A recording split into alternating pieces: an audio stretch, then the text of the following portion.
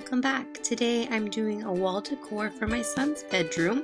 So you need some watercolors, brushes, and your favorite quote. And mine is, "Let him sleep, for when he wakes he will move mountains." You're going to want to pre-soak the area you want to watercolor first. And I'm going with a blue theme. I just started watercoloring a few months ago, and so I'm really just doing whatever I want. I find it really relaxing, so go ahead and just color however you want it and make the mountains look any type of way. I'm actually going to make the mountain in the back the darkest, and then I'll do some lighter mountains in the front. And so I'm just using some gray to darken that up, and then a little bit of dark blue. So you'll see that happen here.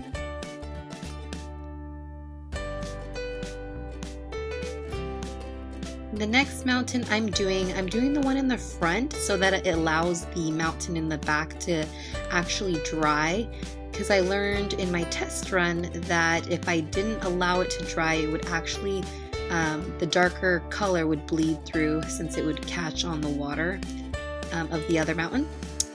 I already painted the middle mountain. I'm going to go ahead and dry it just so everything sets in place before I start on the next mountain. So go ahead and pre-soak it. And then this mountain I decided to go ahead and make gray, but then I thought it was a little bit too gray, so I went back in and filled it in with a little bit of blues, as you can see here, just to kind of make it all blend together.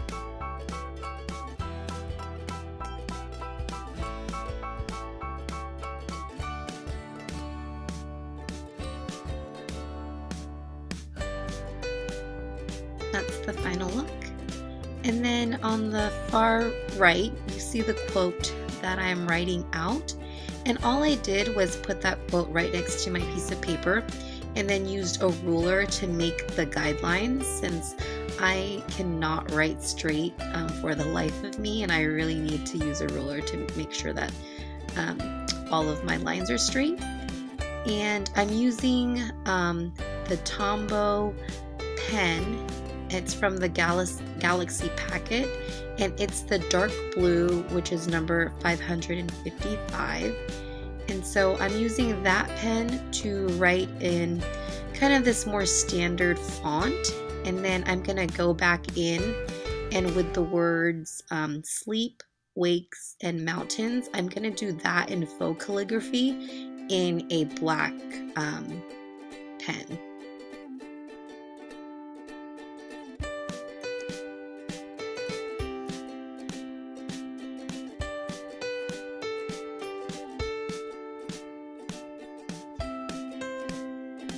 And so the black pen that I actually end up using is not the pen I wanted to use. I was looking for the same exact pen as the blue I was just writing with, the Tombow, but in the black color. It also comes in the Galaxy pack, but it's number N25. I could not find it, and it's a dual brush pen, so there's a brush pen on one side and then it's a fine tip on the other. I could not find it, so this part here where I'm actually writing with this really skinny black pen took forever, and I probably could have saved some time and actually taken half the amount of time if I just would have found my Tombow pen and used that instead, because if you can tell, it's a really fine tip pen that I'm using. And so I wrote out those three words, and then now I'm going back to fill it in with the faux calligraphy. And so just thickening up the downstrokes, which is the basic rule of thumb. And it's just taking me a really long time because of just how thin this pen is. But the great thing about this pen is that it's actually really dark, so the black really shows up as a really good deep dark black. And then if you guys are curious about why I'm using a piece of paper underneath, I actually had lotion on my hand. I had just put lotion on a little right before the video, and then I realized I didn't want to ruin my project. If my hand sat in one place for too long, then that lotion could sometimes transfer onto the piece of paper, and so I just wanted to make sure that didn't happen. And then I also started using it as a guideline to help me make my lines straight. If I was having trouble in a certain area where my line was crooked for some reason, I would use the edge of the paper to kind of help me straighten that out. And you can see that in certain areas where you'll notice that some of my lines are really straight. It's because I cheated a little bit and used the pen or used the piece of paper to help me out.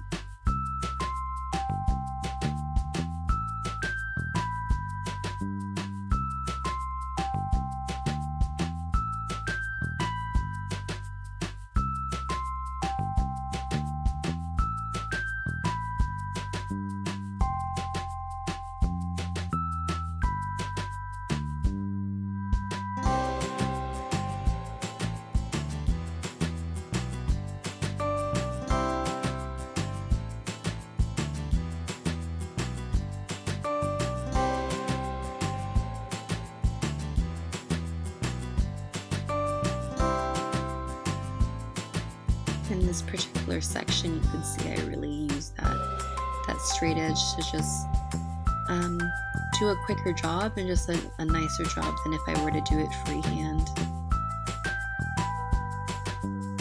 And if it were up to me, I'd actually prefer to have the word mountains on top of the mountains that I just watercolored, except I noticed when I did that with this particular pen that it would kind of bleed and make the line thicker. So you'll notice that on the mountain a little bit, and so that's why I kept the word mountains off the actual watercolor. I just maybe need to find a pen that works better with writing on top of watercolor. So this is the final product.